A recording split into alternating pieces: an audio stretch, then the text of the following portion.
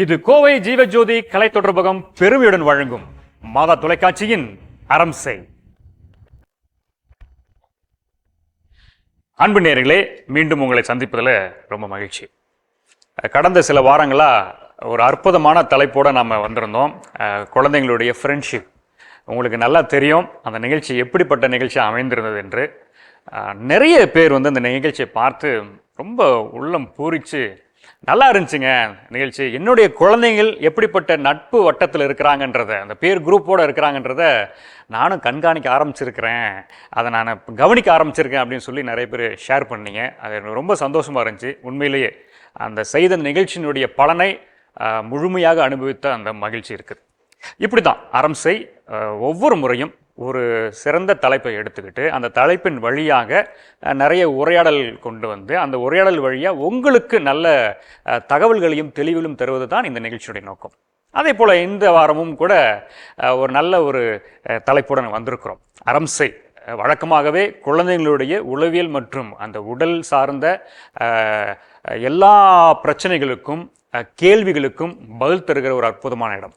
இந்த குழந்தைகள் அப்படின்னு சொன்னாலே அவங்கள்ட்ட பிரிக்க முடியாதது பெற்றோர்கள் இல்லைங்களா, ஆசிரியர்கள், இந்த சமூகம். ஆக இந்த குழந்தைகள் பெற்றோர்கள், குழந்தைகள் ஆசிரியர்கள், குழந்தைகள் இந்த சமூகம், இவர்களுக்குள்ள என்னென்ன பிரச்சனைலாம் இருக்குது, என்னென்ன பிரச்சனை சந்திக்கிறாங்க, இதை எப்படி நம்ம வந்து தீர்க்க முடியும் என்பதை மிக தெளிவாக உளப்பூர்வமாக ஒரு உளவியல் சார்ந்த சிந்தனையோடு வழங்குவதற்கு ஒவ்வொரு முறையும் நமது நிகழ்ச்சியில் நடுநாயகமாக நின்று கொண்டு அமர்ந்து கொண்டு நம்ம செய்திகளை தந்து கொண்டிருப்பது வேறு யாரும் இல்லை, உங்களுக்கு நல்லா தெரியும், நமக்கு மிகவும் பிடித்தமான நம்மளுடைய அன்பான உளவியல் மருத்துவர் திருமதி ஷில்பா டெரன்ஸ் அவர்களை அன்போடு வரவேற்போம். நல்லா இருக்கீங்களா மேடம்? நல்லா இருக்கும். லாஸ்ட் எபிசோட்ஸ்லாம் எப்படி இருந்துச்சு? சூப்பரா இருந்துச்சுன்னு கேள்விப்பட்டேன். ஹாப்பியா? Very happy. Doctor happy. உண்மையிலே நான் ஒவ்வொரு முறையும் அந்த நிகழ்ச்சியினுடைய அடுத்த டாபிக் வந்து செலெக்ஷன் வந்து என்னமோ ரொம்ப சொல்லுவாங்களே, ரூம் போட்டு பிளான் பண்ணுவீங்களா அப்படி, அப்படிலாம் கிடையாது. திடீர்னு ஸ்பார்க்கியாக அந்த அந்த கான்செப்ட் வரும். ஆனால் அது ரொம்ப பவர்ஃபுல்லாகவும் ரொம்ப ஃப்ரூட்ஃபுல்லாகவும் அமைகிறத பார்த்துருக்குறோம். அதுபோல தான் இந்த வாரமும் நாம் வந்து ஒரு அற்புதமான ஒரு தலைப்பை எடுத்திருக்கிறோம். Single parenting. ஒரே ஒரு பெற்றோர், அது தாயோ அல்லது தந்தையோ வளர்க்கிற சூழ்நிலை, குழந்தைய வளர்ப்பு சூழ்நிலையை பற்றி தான் பேசுகிறோம். இது மிக மிக முக்கியமான ஒரு தலைப்பாகவும் நாங்கள் பார்க்குறோம். உலகளாவிய அது ஒரு பெரிய பிரச்சனையாக இருக்குது. உலகளாவிய சில பேர் அதை ஒரு பெரிய பாசிட்டிவாக அப்ரோச் பண்ணி முடியுங்க அப்படின்னு வாழ்ந்துட்டும் இருக்கிறாங்க. ஸோ இதை பற்றி நம்ம பேச போகிறோம். இதனால் இந்த குழந்தைகளுக்கு என்னென்ன இடர்பாடுகளோ அல்லது என்னென்ன முன்னேற்றங்களோ இது எல்லாத்தையும் நம்ம வந்து இப்போ பேசி அலசி ஆராய போகிறோம். அதற்கு நமது நிலையத்திற்கு அப்படிப்பட்ட நிலையில் இருக்கிற அன்பான பெற்றோர்கள் வந்திருக்கிறாங்க. அவர்களையும் நம்ம அன்போடு வரவேற்கிறோம். வழக்கமாக சொல்லுவாங்க, குடும்பம் என்பது தான் ஒரு குழந்தையினுடைய ஆளுமைக்கு, அந்த குழந்தையினுடைய வளர்ப்புக்கு மிக மிக முக்கியமான ஒரு சூழ்நிலை காரணியாக இருக்கும். என்விரான்மெண்டல் ரீசன் அப்படின்னு சொல்லுவாங்க. உண்மைதான். ஒரு குடும்பம் நல்லா இருந்தால் அந்த குழந்தை நல்லா இருக்கும். நாமளே நிறைய கண்கூடா சில விஷயங்களை பார்த்துருக்குறோம். நம்முடைய கண் எதிரே இருக்கிற நிறைய எக்ஸாம்பிள்ஸ் நம்ம சொல்லிகிட்டே இருக்கலாம்.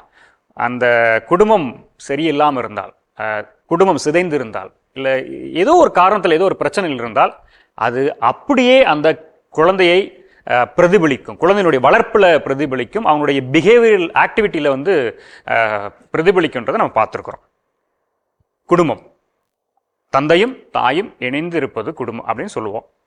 இப்போ என்ன அப்படின்னா, நிறைய இடங்களில் இப்போ இந்த குடும்பம் என்பது தனி குடும்பமாக, தனி குடும்பம்னா நீங்கள் இந்த கூட்டு குடும்பம் தனி குடும்பம் மாதிரி தனியாக போய் வாழ்கிறது கிடையாது. பெற்றோரில் தாய் மட்டுமே வளர்க்கக்கூடிய நிலை, தந்தை மட்டுமே வளர்க்கக்கூடிய நிலை. இதற்கு நிறைய காரணங்கள் சொல்ல முடியும்.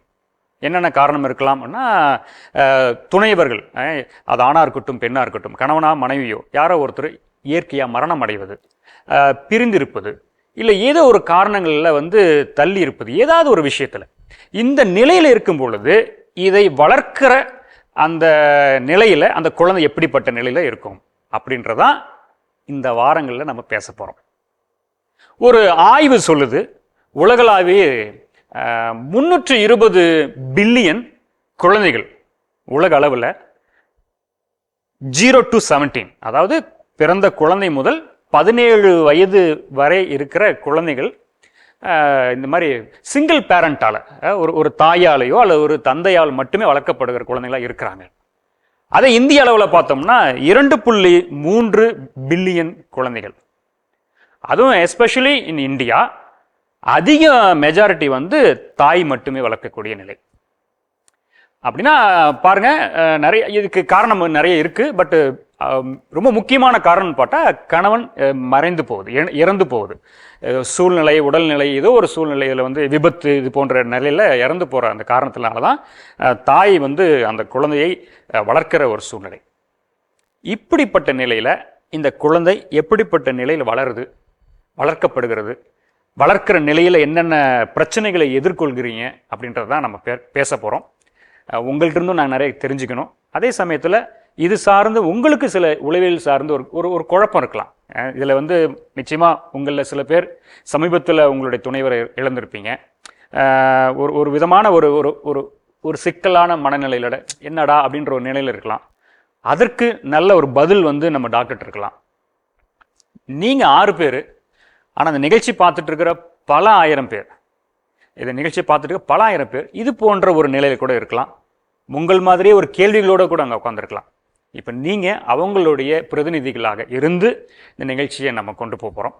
இது புண்படுத்துவதற்கு அல்ல, வாழ்க்கையை பண்படுத்துவதற்கு, குழந்தைகளுடைய வளர்ப்பை பண்படுத்துவதற்கு. அந்த நிலையில் நம்ம நிகழ்ச்சிக்கு போகலாம். என்ன கேள்வி நான் கேட்க போகிறேன்னு எனக்கு தெரியல. பட் ஒரே ஒரு கேள்வி தான். இப்போ சிங்கிள் பேரண்ட் அப்படின்ற நிலையில் இருக்கிறதுனால உங்களுடைய இந்த நிலையில் எப்போ இருந்து எதனால் அப்படின்றத சொல்லுங்களேன். ஹஸ்பண்ட் வந்துட்டு 8 months அது இறந்து. அவர் ஆக்சுவலி வந்துட்டு ட்ரிங்க்ஸ் அடிக்ட். ஸோ அதனால் வந்துட்டு ஒரு ஆக்சிடெண்ட்டில் இறந்துட்டாங்க. எனக்கு 2 குழந்தைங்க. பையன் வந்துட்டு 11th படிக்கிறாப்புல, பொண்ணுக்கு வந்துட்டு 7 years ஆச்சு, ஃபஸ்ட் ஸ்டாண்டர்ட் படிக்கிறான். என் பேர் வந்து உஷாராணிங்க. எங்கள் வீட்டுக்கார் வந்து கேன்சர் பேஷண்ட்டு. இப்போ தான் இறந்த 1 வருஷம் ஆச்சுங்க. எனக்கு 2 குழந்தைங்க இருக்குது. பொண்ணு பேர் வந்து நிதர்சனா, 12 வயசாச்சுங்க. பிரணேஸ்வர் 4 வயசாச்சுங்க. நீங்கள் என்ன வேலை செய்கிறீங்க? நான் வந்து இந்த கோல்டு இருக்கு இல்லைங்களா, தங்கத்தை வந்து மாற்ற வேலைங்க. செயின் இருக்கு இல்லைங்களா, செயின் வந்து மாற்ற வேலைங்க. கூலி வேலை தான், அதுக்கு தான் போயிட்டுருக்குறேன். நீங்கள் சொல்லிடுங்களேன், நீங்கள் உங்களுடைய இது. நான் கலர்ஸ் ஹெல்த் கேரில் தெரப்பிஸ்ட்டாக ஒர்க் பண்ணுறேங்க. ஓகே. பேர் ஸ்டெல்லா. அவர் ஹஸ்பண்ட் இறந்து 3 years ஆச்சு ஹார்ட் அட்டாக்னால. 2 பொண்ணுங்க. பெரியவ 11th படிக்கிறா ஜோஷ்னா, சின்னவ பேர் ஜோஸ்லின் 7th standard படிக்கிறாங்க. நான் வந்து டெக்ஸ்டைல் ஷாப், ரெடிமேட் ஷாப் மாதிரி ஓனாக ரன் பண்ணிகிட்ருக்கேன். இப்போ ரன் பண்ணிகிட்ருக்கேன். எல்லாருக்கும் வணக்கம். First of all I would like to thank the Matha channel for இந்த மாதிரி ஒரு ஆப்பர்ச்சுனிட்டி கொடுத்ததுக்கு. ஸோ சிங்கிள் பேரண்ட் வந்து நம்ம சொசைட்டி வந்து இப்போது வந்துட்டாங்க, வெளியே வந்துட்டாங்க. ஸோ இப்போ இந்த மாதிரி ஒரு ப்ரோக்ராம் நடத்துதே வந்து அதுக்கு ஒரு ஆரம்ப கட்டமாக நான் நினைக்கிறேன். ஸோ எங்களை மாதிரி இருக்க சிங்கிள் பேரண்ட்டுக்கு வந்து இது நாட் ஓன்லி எஸ், நிறைய பேர் இருக்காங்க. ஸோ அவங்களுக்கெல்லாம் வந்து இது ஒரு பெரிய மோட்டிவேஷனாக இருக்கும். ஸோ என்னோடய பேர் கார்த்திகா. நான் கோயம்புத்தூரில் தான் இருக்கேன். எனக்கு ஒரு பிரின்சஸ் இருக்காங்க. அவங்க she is 6 years old. Princess yes, 6 years old. அவங்க வந்து சென்ட் ஃப்ரான்சிஸில் படிச்சிட்ருக்காங்க. நான் வந்து ஒரு ஐடி கம்பெனியில் பிடிஎம்மாக ஒர்க் பண்ணிகிட்ருக்கேன். என் பேர் கீதாமணி. உடம்பு சரியில்லை, வீஷிங் ப்ராப்ளம்னால இறந்துட்டார். 9 months ஆகுது. 2 பொண்ணுங்க, ட்வின்ஸு, மிதுனிகா, மானசா, 2 பேர். என்ன வேலை செய்கிறீங்கம்மா நீங்கள்? நான் வீட்டில் தான், house wife. Okay, good, super. இப்போ நான் இப்போ என்ன அடுத்ததான் உங்கள்கிட்ட கேள்வி கேட்குறதுன்னா, ஓகே, ஒரு வாழ்க்கையில் ஒரு கட்டம் வரைக்குமே உடன் இருந்த ஒருவர் திடீரென்று இப்போ இல்லை. என்ன ஸ்ட்ரகிள் நீங்கள் ஃபேஸ் பண்ணுறீங்க? திடீர்னு இல்லாத அந்த நேரத்தில், அந்த இடத்துல இருந்து சொல்லப்போனால் ஒரு 0லேருந்து அப்படின்னு கூட நினைக்கலாம். சில பேர் நோ ப்ராப்ளம், ஆஸ் யூஷுவல் நான் பாட்டு மூவ் அவுட் ஆகிட்டுருக்கேன் அப்படின்னு கூட இருக்கலாம். இது மாதிரி ஏதாவது ஒரு ஒரு ஒரு சூழ்நிலை நீங்கள் அனுபவிச்சிங்களா? From that point 1 year before இல்லை 3 year பிஃபோருக்கு அப்புறமா எனக்கு இந்த மாதிரி ஒரு சிக்கல் இருக்குது, நான் என்னுடைய குழந்தைங்களை வளர்க்குறதுல என்னோடய லைஃப் ஓரியன்டில் அப்படின்னு தான் இருக்குங்களா? சார், இது வந்து சிக்கல்னு சொல்ல முடியாது. நானும் என் குழந்தையும் வித்தவுட் மை ஹஸ்பண்ட் ஒரு 5.5 yearsக்கு மேலே இருக்கும். இதை வந்து நான் சிக்கலாக பார்க்கல. எனக்குள்ளே என்னென்ன பவர்ஸ் இருக்குது அப்படிங்கிறத வந்து நான் எப்போ என் குழந்த பார்ன் ஆனாலோ அப்போவே I too took a newborn. So இது வரைக்கும் இருந்த ப்ரீவியஸ் கார்த்திகா வந்து இப்போ இல்லை. ஸோ நான் வந்து அவளை சக்சீட் பண்ணுறனோ இல்லையோ, அவள் மறைமுகமாக என்ன வந்து எவ்ரி மூமெண்ட்டில் என்னை ரொம்ப எக்யூப் பண்ணிகிட்டே இருக்கா. லைக் என்னோடய கெரியர் வைஸ் ஆகட்டும், என்னோட கான்ஃபிடென்ஸ், செல்ஃப் கான்ஃபிடென்ட் ஆகட்டும், what ever it may be, எனக்குள்ளே ஒரு பெரிய சேஞ்சஸ் வந்து என் குழந்தை கொண்டு வரா. ஸோ நான் வந்து அது பெரிய ஸ்ட்ரகிளாக கொண்டு வரல. Yes, missing is missing. மற்றவங்க மாதிரி ஒரு ப்ராப்பர் லைஃப் இல்லை. But if you want to be a successful woman, நம்ம வேறு பார்த்து தான் எடுத்தாகணும். அதர்ஸ் ட்ராவல் பண்ணுற சேம் பாத் வந்து நம்ம பண்ண முடியாது.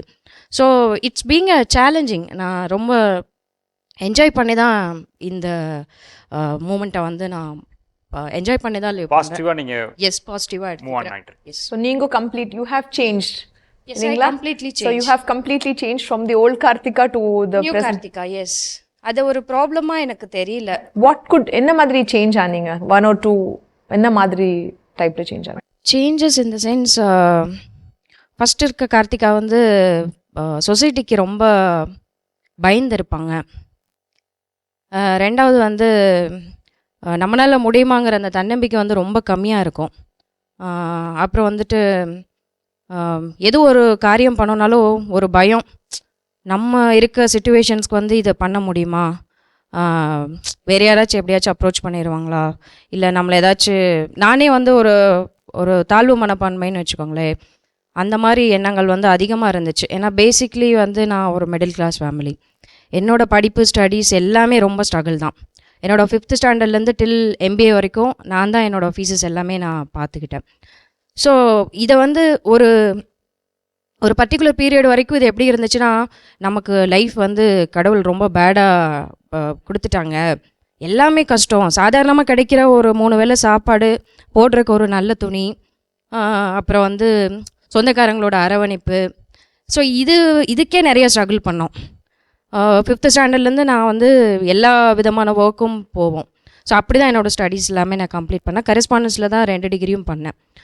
ஸோ இது ads a part. Once baby born ஆனதுக்கப்புறம் எனக்கு என்ன ஒரு வந்துச்சுன்னா, இதெல்லாம் நம்ம கடந்து வந்ததெல்லாம் ஸ்ட்ரகிள் கிடையாது. இதெல்லாம் நம்ம பின்னாடி வந்து கடவுள் எனக்கு பெருசாக ஏதோ ஒரு பொறுப்பை கொடுத்துருக்காங்க.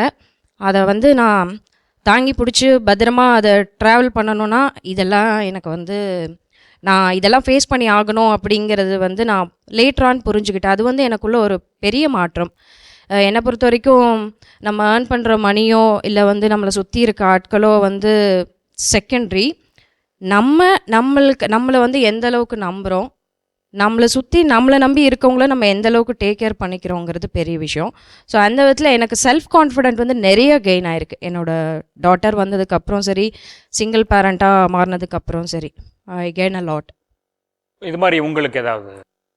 நானே ரொம்ப பயந்த சுபாவம் தாங்க. எனக்கு வந்து வெளி பழக்கம் வழக்கம் எதுவும் கிடையாதுங்க. வீட்டோடு இருக்கிற பொண்ணு. இந்த வீட்டை விட்டு வெளியே வந்திருந்தா ஒன்றா எங்கள் சின்னம்மாவோ இல்லை அம்மாவோ, அப்பா வந்து அவ்வளோ இது கிடையாதுங்க. எங்கள் வீட்டுக்காரர் தான் வந்து ரொம்ப கேர் எடுத்து பார்த்துக்கிட்டாங்க. இந்த ஃப்ரான்சஸில் நிதர்சனா படிக்கணும் அப்படிங்கிறத அவங்க அப்பாவோட ஆசை தான். இப்போ அவர் இறந்ததுக்கப்புறம் எனக்கு வாழ இஷ்டம் இல்லை தான் நிஜமாலுமே. ஆனால் என் பையன் சொல்கிறான், இப்போ அப்பா மட்டும்தான் இல்லை, நீ இல்லைன்னு வச்சுக்கோ சிவா, எங்களுக்கு யாருமே இல்லை. புரிய வச்சிருக்கான் பார்த்தீங்களா? உங்களையே அதான் சகோதரி சொன்ன மாதிரி 4 வயசு எல்லாமே ஆச்சு, அவ்வளோ நல்லா பேசுவான். நீ இல்லைன்னு வச்சுக்கோமா, யாருமே இருக்க மாட்டாங்க. நான் வளர்ந்தது அம்மா அப்பா வந்துட்டு ஒரு நல்ல அண்டர்ஸ்டாண்டிங்கான ஃபேமிலி தான் எங்கள் வீட்டில். நான் வந்துட்டு அப்படி தான் வளர்ந்தேன். என்னைய எங்கேயுமே வெளியெல்லாம் விட்டதில்லை. ஆனால் நான் விருப்பப்பட்டு கல்யாணம் பண்ணிட்டேன் அவரை. அவர் வந்துட்டு ஒரு 2-3 வருஷம் நாங்கள் நல்லா தான் இருந்தோம். இந்த ட்ரிங்க்ஸு அப்படின்னு போகிறப்ப தான் அவருடைய பழக்க வழக்கங்களெல்லாம் டோட்டலாக சேஞ்ச் ஆச்சு. பின்ன குழந்தைங்க மேலே நல்ல பாசம்லாம் இருக்குது, மனசளவில் அவருக்கு இருக்குது. அது எப்படி அவருக்கு வெளியே காமிக்கணும், என்கிட்ட எப்படி நடந்துக்கணும், குழந்தைங்கிட்ட எப்படி நடந்துக்கணுங்கிறது வந்துட்டு அவருக்கு இன்னி வரைக்குமே, அவர் இறந்த வரைக்குமே அது வந்துட்டு தெரியாது. வெறும் மனசளவில் இருக்குது, நிறைய பாசம் இருக்குது. நான் எதிர்பார்த்தேன் இப்படி தான் இருக்கணும், என் குழந்தைங்கிட்ட இப்படி இருக்கணும். நான் பொதுவாக வந்துட்டு கடவுள்கிட்ட வேண்டதே வந்துட்டு எனக்கு சூசியப்பர் மாதிரி தான் தகப்பனாக இருக்கணும், அவர் கணவராக இருக்கணும்ன்ட்டு மட்டும்தான் நான் வேண்டிகிட்டே இருப்பேன். இன்னி வரைக்கும் நினைக்கிறதோ அது மட்டும்தான். அது வந்துட்டு கடைசி வரைக்குமே எங்களுக்கு கிடைக்கல. குழந்தைங்களுக்கு அந்த அரவணைப்பு கிடைக்கல. இப்போ எங்கள் அண்ணா அண்ணியெல்லாம் பார்க்குறப்போ அவங்கெல்லாம் அது பொறாமை இல்லை, அவங்க நல்லா இருக்காங்க. அதே மாதிரி ஒரு லைஃப் எங்களுக்கும் வேணும் அப்படின்னு நான் எதிர்பார்த்தேன். அது வந்துட்டு கடைசி வரைக்குமே எனக்கு கிடைக்கல. இப்போ என்னென்னா அவர் வேலைக்கு சரியாக போக மாட்டார். நானே தான் கல்யாணம் ஆனதுலேருந்து என் பையன் 8 மாதம் குழந்தையிலேருந்தே நான் வேலைக்கு போகிறேன். ஏன்னா நான் வந்துட்டு ஓரளவுக்கு ஒரு சூழ்நிலையில் வளர்ந்தேன். என் குழந்தை அந்த மாதிரி வளர்ந்துடக்கூடாது, நல்லா 4 பேர்த்துக்கு முன்னாடி நல்லா இருக்கணும் என் குழந்தை அப்படின்னு சொல்லிட்டு நான் வேலைக்கு போக ஆரம்பித்தேன். அது வந்துட்டு அவருக்கு ஒரு அட்வான்டேஜ் ஆயிடுச்சு. நான் போகாட்டியும் இவ பார்த்துக்குவா, நம்ம முன்னாடி வேலையில் இருந்தார். அது வந்துட்டு அவரோட என்ஜாய்மெண்ட்டுக்கு மட்டும்தான். எங்களை பார்த்துக்கணும்னு எண்ணம் இருக்கும், ஆனால் அதை செயல்படுத்த அவரால் முடியறதில்ல. அந்த மாதிரி ஒரு உலகத்துக்கு அவர் போயிட்டார். பின்ன வந்துட்டு நான் வந்துட்டு என் குழந்தை நல்லா இருக்கணும், 4 பேர்த்து முன்னாடி நல்லா இருக்கணும்னு சொல்லிட்டு நான் வேலைக்கு போவேன். எப்போவுமே என்கிட்ட ரொம்ப செல்ஃப் கான்ஃபிடென்ட் இருக்கும். நான் வந்துட்டு இது செய்யணும்னு நினச்சேன்னா நான் செய்வேன், என்னால் முடிஞ்ச அளவுக்கு. அதே மாதிரி இன்னி வரைக்கும் அப்படி தான் இருக்கேன். அது பெரிய விஷயமா எனக்கு தெரியல, ஏன்னா அது எனக்கு வந்துட்டு அவர் கொடுக்கல. அதனால் வந்துட்டு நானே எல்லாமே கேர் பண்ணி பார்த்துக்கிறேன். குழந்தைங்களுக்கு என்ன வேணுமோ என்னால் முடிஞ்ச அளவுக்கு நான் எல்லாமே பண்ணி கொடுத்துட்ருக்கேன். ஃபைனான்ஷியல் burden as such நீங்கள் before also you are handling, now also you are handling. ஆமாம், அதனால் எனக்கு இப்போ வந்துட்டு பெரிய விஷயமா எனக்கு தெரியல. அவரோட ஆப்சன்ஸ் உங்களுக்கு பெருசாக பாதிக்கல, ஏன்னா அவ்வளோ பெரிய இதாக இஷ்யூஸோடு இருந்த. ஆனால் அவர் இல்லாமல் நான் இருக்க மாட்டேன்னு எனக்கு நல்லா தெரியும். கடவுள் அந்த டைமில் அது ஒரு பிரிவினை எங்களுக்குள்ளே உண்டாக்கி வந்துட்டு ஒரு 6 மாதம் நாங்கள் தனியாக தான் இருந்தோம். அதனால் வந்துட்டு நான் அதை ஏற்றுக்கிட்டேன். இவர் இல்லைனாலும் நம்ம இப்படி தானே இருந்தோம், இனிமேல் இதுதான் நம்மளுக்கு அப்படின்னு சொல்லிட்டு நான் அதை ஏற்றுட்டு வாழ ஆரம்பிச்சிட்டேன். சரி, நீங்கள் சொல்லுங்கள். அவர் எங்களை ரொம்ப நல்லா பார்த்துக்கிட்டாரு, குழந்தையும் நல்லா பார்த்துக்குவார், எது கேட்டாலும் எல்லாமே செய்வார். திடீர்னு ரொம்ப உடம்பு சரியில்லாமல் இறந்ததுனால இப்போ அவர் தான் சேர்த்து விட்டார். குழந்தைங்க படிக்கணும்னு எல்ஐசியில் தான் வேலை செஞ்சுட்டு வந்தார். நல்லா படிக்கணும்னு சொல்லி தான் சான் ஃப்ரான்ஸில் அவரே சேர்த்து விட்டார். குழந்தைகள் நல்லா படிக்க வைக்கணும், அவ்வளோதான். இப்போ நீங்கள் ஹவுஸ் ஒய்ஃபாக இருக்கீங்கல்ல? ஓகே. இப்போ பொருளாதார ரீதியாக இப்போ என்ன உங்களுக்கு யார் சப்போர்ட்? பென்ஷன் வருது, அவருடைய பென்ஷன் வந்துட்டு இருக்கு. ஓகே. ஃபேமிலி சப்போர்ட் இருக்குங்களா உங்களுக்கு? ஃபேமிலி எல்லாருமே நல்லா ஒண்ணா தான் இருக்கீங்களா நீங்க எல்லாரும்? இல்லை, நான் தனியாக தான் குழந்தைங்க கூட இருக்கேன். ட்வின்ஸ் இல்லைங்களா? அப்பப்போ வந்து பார்த்துக்குவாங்க. ஆனால் சப்போர்ட் பண்ணுறாங்க. சப்போர்ட் பண்ணுவோம். நானும் என் பையனும் வந்துட்டு இருந்தாங்க. அப்போ பஸ்ஸு வர்ற தடம். அப்போ நான் என்ன சொன்னேன், இந்த சைடு வாடா, அந்த பஸ் வருது அப்படின்னதுக்கு அப்போ அவன் சொல்கிறா, நீயும் ஜாக்கிரதையாயிரு, முதல்ல எங்களுக்கு அப்பா இல்லை, நீ இல்லட்டேன்னு வச்சுக்கோ உலகமே இல்லை, நீ தான் எங்களுக்கு இன்னும் இப்போ ரொம்ப முக்கியம், அதனால் நீயும் பத்திரமாவா, என்னை மட்டும் நீ பத்திரப்படுத்தாத, நீயும் பத்திரமாவா அப்படின்னு சொல்லிட்டு. நிதர்சனாவுக்கு ஒரு இடையில ஃபீஸ் கட்ட முடியலைங்க. ரொம்ப அதாவது வேலையும் நான் 10 வருஷமாச்சுங்க வேலையே போகல, ஹவுஸ் ஒய்ஃபாக தானே வீட்டில் தான் இருந்தேன். திடீர்னு வேலைக்கு போகணும். அதுக்கு முன்னாடி கல்யாணத்துக்கு முன்னாடி வேலைக்கு போயிட்டு இருந்தேங்க. அதுக்கப்புறம் அவர் வேலைக்கு வேண்டாம் அப்படின்னு சொல்லிட்டு வீட்டோடு இருந்துட்டேன். அப்புறம் திடீர்னு வேலைக்கு போகிறதுனால எனக்கு இந்த ஃபைனான்ஸ் ரீதியாக எப்படி மெயின்டைன் பண்ணுறதுன்னு தெரில, கொஞ்சம் கஷ்டமாக தான் இருந்துச்சு. அதனால் நிதர்சனா வந்து மேரிஸில் போட்டுடலாம் அப்படின்னு சொல்லிட்டு வீட்டில் இருக்கிறவங்கள பேசிட்டாங்க. நான் இன்னும் பேசலை. என்னோடய கஷ்டத்தை பார்த்துட்டு நான் தங்கமெல்லாம் விற்கிறேன்ல, அதனால் சரி இந்த குழந்தைய வந்து அவளை வந்து நம்ம வந்து மேரிஸில் சேர்த்துறதுக்கு இது பண்ணிடலான்னு சொல்லிட்டு என்னோடய அம்மா எங்கள் சின்னம்மாலாம் என் பிள்ளைகிட்ட பேசிகிட்டு இருந்துருக்குறாங்க. இவன் நைட்டு பெட்ஷீட்டு போத்திட்டு அழுன்னு அழுகிறேன். ஏன்டி அழுகிற, ஏன் அழுகிறேன்னா, அம்மா நீ என்ன சொன்னாலும் நான் கேட்குறேன், நான் பஸ்ஸிலேயே போய்க்கிறேன், நீ எனக்கு வேணால் ஸ்நாக்ஸ் எல்லாம் வேணால் கம்மியாக கொடு அப்படிங்கிறான். ஏன்டி அப்படின்னா, இல்லை எனக்கு ஃப்ரான்சிஸ்லேருந்து படிக்க முடியாது, ஃப்ரான்சிஸில் தான் படிப்பேன் அப்படின்னு. சரி நான் அதுக்கு தான் முயற்சி பண்ணிகிட்ருக்கிறேன் அப்படின்னதுக்கு இவன் பக்கத்தில் இருந்து சொல்கிறான், என்னம்மா சொல்கிறாவ அப்படின்னு. இந்த மாதிரி அந்த ஸ்கூல் வேண்டாம் அப்படிங்கிறா. நான் இப்போ தானே போய் சேர்ந்துருக்கிறேன், அக்கா வந்து முதல்லேருந்து படிச்சுட்ருக்கிறா, நான் வேணா இங்கே இருக்கிற ஹைஸ்கூலுக்கு போகிறேனே, நீ அக்கா வேணா நல்லா படிக்க வை, எனக்கு வேணா ஸ்நாக்ஸ் எல்லாம் ஒன்றும் வேண்டாம், இன்னும் என்னால் என்னென்ன கம்மி பண்ண முடியுமோ வேணா கம்மி பண்ணுறேன், நீ அக்கா வேணா டெவலப்மெண்ட் பண்ணு. என்ன வயசு அந்த பையன்? 4 வயசு தாங்க ஆச்சு. அப்புறம் அவ சொல்கிறத பற்றி எனக்கே உற்சாகம் வந்துச்சு. இந்த குழந்தைக்கு இருக்கிற ஒரு இது கூட நம்மளுக்கு இல்லை பாருங்க. நாம் என்ன நினைக்கிறோம், ஐயோ கணவர் இல்லைன்னா இந்த விஷயத்தை நம்மளால் ஹேண்டில் பண்ண முடியாது, என்னால் முடியாதுங்கிற மனசு இருக்கிறப்போ போதும் நம்ம இந்த உலகத்தில் வாழ்ந்து என்ன பிரயோஜனம். நிறைய கர்ணவங்களோடையும் அவங்க அப்பா ஒவ்வொரு குழந்தையும் எடுக்கும்போது இந்த குழந்தைய வந்து இந்த அளவுக்கு படிக்க வைக்கணும், நிதர்சனம் அவன் நல்லா படிக்க வை சார், நல்லா படிக்க வை, ஐயோ என்னால் அதை அச்சீவ் பண்ண முடியாதோ, இவன் பையன் பேசுகிறத வச்சுதா என்னால் முடியும், ஏன் முடியாது அப்படிங்கிற எண்ணமே எனக்கு வரும். எப்போ வந்து ரொம்ப ஆக்டிவாக பேசிட்டே இருப்பான். வந்து ஏதாவது சோகமாக இருந்தா, ஏம்மா சோகமாக இருக்கிற, ஏன் சோகமாக இருக்கிற, நல்லா இரு, உனக்கு என்ன உடம்புக்கு முடியலன்னா வேலைக்கு லீவ் எடு, என்ன பெரிய விஷயம் கிடையாது, நான் இன்னும் கொஞ்ச நாள் தான், அதுக்கப்புறம் நான் வேலைக்கு போக ஆரம்பிச்சிருவேன் அப்படிங்கிறான். அவன் வேலைக்கு போக ஆரம்பிச்சிருவான். அவங்க கிட்ட பேசணும் நம்ம அடுத்தது. நான் வேலைக்கு போகிறேம்மா, வந்திருக்கான், இருக்கிறானுங்க வந்திருக்கான், அப்போ ஓகே நான் வேலைக்கு போகிறேம்மா அப்படின்னு சொல்லிட்டு. இந்த மாதிரி இந்த சமூகம் வந்து ரொம்ப டிஸ்டர்ப் பண்ணுது. ஏதாவது ஒன்று பண்ணுச்சுன்னா அப்படின்னா, நாங்கள் இந்துஸ் இல்லைங்களா, இந்த குங்குமம் வைக்கக்கூடாது, விசேஷத்துக்கெல்லாம் போகிறப்போ என்ன நான் பக்கத்தில் உட்காந்துருப்பேன், ஆனால் எங்கிட்ட இருக்கிற பொண்ணை எடுத்துகிட்டு போய் நீங்கள் வைங்க அப்படின்னு சொல்லும்போது அதெல்லாம் கொஞ்சம் மனசு கஷ்டமாக இருக்கும். யாரும் இல்லாதப்போ அது ரொம்ப டிஸ்டர்பாக இருக்கும்.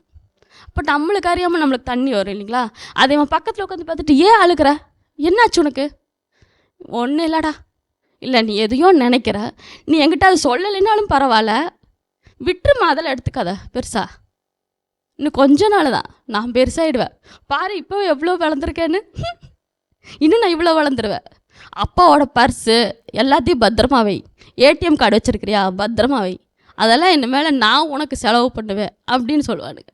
Super, very good, very very good. Nice, very nice. ரொம்ப கேட்கறதுக்கே வந்து ஒரு So nice. ரொம்ப இதா இருக்கு. இதுதான் பார்க்கணும், அவனை போய் பார்க்கணும்னு ஆசையா இருக்கு இப்போ எங்களுக்கு. இதுதான் அந்த குழந்தையோட இன்னசென்ஸ் அப்படின்னு சொல்றோம் நம்ம இல்லைங்களா. குழந்தைக்குங்கிறது என்ன சுச்சுவேஷன் இருக்கோ அவங்களோட மைண்டுங்கிறது ஆட்டோமேட்டிக்கா அடாப்ட் ஆயிக்கிறாங்க. நாம ஆஸ் அ இன்னொரு பேரண்ட், தட் இஸ் ஒரு பேரண்ட் இருந்தாங்கன்னா நம்ம ஆஸ் அ மதரோ தாயோ ஒரு சொசைட்டியோ வெளியே இருக்கிறவங்க தான் ப்ரெஷர் போடுறாங்களோ தவிர, குழந்தைக்கு இட் இஸ் சிம்பிள், சாப்பிட்றோம் தூங்குறோம் ஸ்கூலுக்கு போறோம் வரோம் அவ்வளோதான். அவங்க அதுக்கு மேலே ரொம்ப எக்ஸ்பெக்ட் பண்ணுறதும் இல்லை, ப்ரெஷர். ஆனால் சுற்றி இருக்கிறவங்க அவங்க இருக்கிறத நார்மலாக இருக்கிற ஒரு ஹாப்பியாக இருக்கிற குழந்தைய ப்ரெஷர் பண்ணிடுவாங்க. அதே மாதிரி தான் பாப்பாவும் சின்ன பாப்பாவும் சொல்லுவா, யாராவது வந்து எதாவது பேசினாங்க நான் ஒருவேளை அழுதுனா, நீங்கள் அவங்ககிட்ட எதுக்கு பேசுகிறீங்க, நீங்கள் எதுக்கு அதானே பேசாதீங்க, அழுக வைக்கிறாங்க, நீங்கள் எதுக்கு அவங்ககிட்ட பேசுகிறீங்க, அவாய்ட் பண்ணிடுங்க அப்படின்பா. ஸோ அந்த மாதிரி அப்புறம் இவங்க வந்து எனக்கு பிஃபோர் இவங்க இறங்குறதுக்கு ஒரு 1 இயருக்கு முன்னாடி தான் எனக்கு டெக்ஸ்டைல் ஷாப் வச்சு கொடுத்தாங்க. மேபி காட்ஸ் பிளானாக இருக்கும்னு நினைக்கிறேன். ப்ரிப்பேர் பண்ணி தான் என்னை விட்டுட்டு போயிருக்காங்க, அப்படி தான் சொல்லணும். அதே மாதிரி இந்த டைமில் வந்து என் பேரண்ட்ஸ்க்கு நான் ரொம்ப தேங்க் பண்ணுறேன். ஓகே, அவங்க சப்போர்ட் அதிகமாக இருக்கு அவங்களுக்கு. Okay, good, super. இப்போ ஆக்சுவலாக நான் என்ன ஐடியாவில் பிளான் இந்த ப்ரோக்ராம்னா, குழந்தைங்க ரொம்ப டிஸ்டர்பாக இருப்பாங்க, இந்த குழந்தைக்கு நீங்கள் எவ்வளோ சப்போர்ட்டாக இருந்தீங்க அப்படின்னு தான் அடுத்த கேள்வி வைக்கலான்னு இருந்தேன். ஆனால் இப்போ கேள்வி என்ன ஆயிடுச்சுன்னா, இப்போ குழந்தைங்க தான் உங்களை வந்து ரொம்ப கூட இருக்கிறாங்க பாருங்கள். அதெல்லாம் சில இதெல்லாம் நீங்கள் எனக்கு எடுத்தோன்னு சொன்னீங்க பிரின்சஸ், சரி அந்த அந்த கண்ணோட்டமே வேறு மாதிரி இருக்குது பாருங்களேன். என் குழந்தை அவங்க தான் இப்போ என்ன பார்த்துக்கிறாங்க அப்படின்றதெல்லாம் வந்து இது ஒரு பெரிய ஒரு பார்க்குற ஒரு பாடமாக தான் இருக்குது. நாம தான் வெளியிலேருந்து பார்த்துட்ருக்கோம். சிங்கிள் பேரண்ட்டில் வந்து குழந்தைங்க வந்து ஒரு மாதிரி இப்படி இருப்பாங்க அப்படி இருப்பாங்க, பொறுப்பு இல்லாமல் இருப்பாங்க அப்படிலாம் கூட யோசிப்போம். பட் ஆனால் ஒரு பானை சோத்துக்கு ஒரு சோறு, ஒரு அரிசி இல்லை அது பதம் அப்படின்னு சொல்லுவாங்க. அது மாதிரி இப்போ நீங்கள் 6 பேர் 5 பேர் நான் இப்போ மேபி இது மாதிரி தான் நிறைய பேர் இருக்கிறதுக்கு வாய்ப்பாக இருக்கும். ஓகே, இருந்தாலும் இப்போ நான் என்ன நினைக்கிறேன்னா, இப்போ நீங்கள் சொன்னீங்களே ஃபினான்ஷியலாக கொஞ்சம் பேர்டனாக இருக்குது. இப்போ சில பேர் சொல்லிட்டீங்க எனக்கு அது தெரிஞ்சிக்கவே இல்லைன்றீங்க. நீங்கள் நான் அதை வந்து ஒரு பெரிய பாசிட்டிவாக எடுத்துருக்கிறேன், நான் இறங்கி போகிறேன், நான் யாரும் டிபெண்ட் பண்ணலன்றேன். உங்களுக்கு செல்ஃப் எஃபிஷியண்ட்டாக தெரில, இட்ஸ் காட்ஸ் பிளான், எனக்கு அது ஏற்பாடு பண்ணி வச்சுட்டு போயிருக்கிறாரு. நீங்கள் ஒரு ஒரு ஒரு பென்ஷன் இதாக இருக்கட்டும், கொஞ்சம் ஃபேமிலி சப்போர்ட்டாக இருக்கட்டும். ஓகே, எனிஹவ் இந்த வளர்ப்பில் குழந்தைங்களுடைய ப்ராட்டப்பில் குழந்தை நல்லா வளர்கிறாங்க, நீங்கள் என்ன மிஸ் பண்ணுறீங்க அவங்களுடைய வளர்ப்புக்கு? உங்களுடைய பார்ட்டிசிபேஷன், உங்களுடைய பங்கேற்பா எதை மிஸ் பண்ணுறீங்க நீங்கள்? ஆக்சுவலாக சார், இது வந்து எனக்கு ஷாப் வச்சு கொடுத்ததே பார்த்தீங்கன்னா, நான் குழந்தைங்க கூட நிறைய டைம் ஸ்பெண்ட் பண்ணுறதுக்காக தான். வெளியே வேறு பக்கம் ஒர்க் போனால் கண்டிப்பாக டைம் ஸ்பெண்ட் பண்ண முடியாது. இதுனா நம்ம ஓன் ஷாப்புங்கும் போது நம்ம 2 பிள்ளைங்க இருக்காங்க, ஸோ அதுக்கு வேண்டி தான் நாங்கள் ஓனாக இது பண்ணலான்னு சொல்லி தான் ஸ்டார்ட் பண்ணது. பட் இப்போ என்னன்னு பார்த்தீங்கன்னா, நமக்கு இன்கம்காக நான் கடையிலே ஃபுல் டைம் இருக்க வேண்டியதாக இருக்குது. எது ப்ளஸ்ஸாக நினச்சோன்னா இப்போ அதுதான் எனக்கு மைனஸாக இருக்குது. என்னால் டைம் ஸ்பெண்ட் பண்ண முடியல, டைம் கொடுக்க முடியல. ஒன்று நினைக்கிறீங்க நீங்கள்? குழந்தைங்களோட இருக்கவே முடியாதுங்க. அவங்க என்ன பண்ணுறாங்க ஏது பண்ணுறாங்க அப்படிங்கிறது தெரியாது. அவங்களா எங்ககிட்ட பேசி, அம்மா நாங்கள் இது பண்ண ஸ்கூலில் இப்படி பண்ணாங்க, என்ன இப்படி இது பண்ணாங்க அப்படின்னு சொன்னபோது தான் தெரியுங்க. இல்லைன்னா தெரியவே தெரியாது. இல்லைன்னா குழந்தைங்க டைம் ஸ்பெண்ட் பண்ண முடியல, பேச முடியல. நான் முழுக்க அப்போ இருந்தே நானே பார்க்குறங்காட்டிக்கு சுத்தமாக என் குழந்தைங்கள நான் பார்த்துக்கிறதே இல்லை. என் பேரண்ட்ஸ் இருக்கிறங்காட்டிக்கு அவங்க சப்போர்ட் பண்ணி கொண்டுட்டு போயிட்டு இருக்காங்க. அப்பா அம்மா கூட இருக்கீங்க? அப்பா அம்மா கூட இருக்கேன் நான் இப்போ. அதனால அவங்க பார்த்துக்கிறதுனால ஆனாலும் எனக்குன்னு ஒரு ஆசை பாசம் இருக்கும், என் குழந்தைங்களுக்கும் என் அம்மா கூட இருக்கணும் அப்படிங்கிறதெல்லாம் இருக்கும். அது ரெண்டுமே நடக்காது சிங்கிள் பேரண்ட்டாக. ஏன்னா அவர் வேலைக்கு போனால் நான் என் குழந்தைங்களுக்கு வந்துட்டு அந்த அரவணைப்பை கொடுக்கலாம். அப்போ அதுங்க அப்பா இருந்தும் அதுங்க குழந்தைங்களுக்கு கிடைக்கல. இப்போ அதுவே முழு இதாக ஆகிப்போச்சு. நான் மட்டும்தான் வேலைக்கு போகணும். எவ்வளோ மணி நேரம் ஒர்க் பண்ணுறீங்க உங்களோட? 9 hours ஆகும் மேம். 9 hours ஆஃபீஸ்லேயும் எங்களுக்கு பிரச்சனைகள் இருக்கும். இந்த டார்கெட் அப்படிங்கிறங்காட்டிக்கு எக்ஸ்டென்ஷன் பார்க்க சொல்லுவாங்க. அந்த மாதிரி டைமில் வந்துட்டு இன்னியும் நான் 6:30 போனேன்னா 6:30 தான் வருவேன். வந்தோன்னே வந்துட்டு நம்ம ரெஸ்ட் எடுக்கணும்னு தான் தோணும். ஏன்னா எனக்கு வந்துட்டு மேனுவல் ஒர்க்கு, அதனால் ரொம்ப உடம்புக்கு முடியாமல் தான் இருக்கும். ரெஸ்ட் எடுக்கணும்னு தான் தோணும். குழந்தைங்க வந்து நம்மகிட்ட பேசணும் பிடிக்கணும் அப்படின்னா கூட அதுங்களுக்கு அந்த ஒரு இது கேரிங் வந்துட்டு என்னால் கொடுக்க முடியறதில்ல. நேயர்களே, புதிய தலைப்பில் இன்றைக்கு இந்த நிகழ்ச்சி ஆரம்பிச்சிருக்கிறோம். இந்த எபிசோட் முழுவதும் சிங்கிள் பேரண்டிங், அதில் குழந்தைங்களுடைய வளர்ப்பு நிலை, அவர்களுடைய எதிர்நோக்கு, அதுவும் இல்லாமல் இவர்கள் எதிர்கொள்கிற எல்லா விஷயங்களையுமே நம்ம வந்து இப்போ ஒரு ஆரம்ப நிலையில் பேசியிருக்கிறோம். நிச்சயமாக இது வந்து உங்களுக்கு ஒரு பெரிய ஒரு சந்தேகங்களுக்கான பதிலாக இருக்கும்னு நினைக்கிறேன். இதை பார்த்து கொண்டிருக்கிற எண்ணற்ற நேயர்கள் ஒவ்வொரு முறையும் மாதா தொலைக்காட்சியில் இந்த அரம்சை பல்வேறு தலைப்புகளை ரொம்ப நுணுக்கமாக இதை வந்து பேசிகிட்டு இருக்கோம். அந்த நிலையில் இந்த தலைப்பும் மிக மிக தேவையான ஒரு நிகழ்ச்சியாக இருக்குது. தொடர்ந்து பாருங்க. அடுத்த வாரமும் இன்னும் அதிகமான செய்திகளோடு, உரையாடல்களோடு, விளக்கங்களோடு, ஆலோசனைகளோடு நாங்கள் உங்களை சந்திக்கிறோம். இது கோவை ஜீவஜோதி கலை தொடர்பகம் பெருமையுடன் வழங்கும் மாதா தொலைக்காட்சியின் அரம்சை.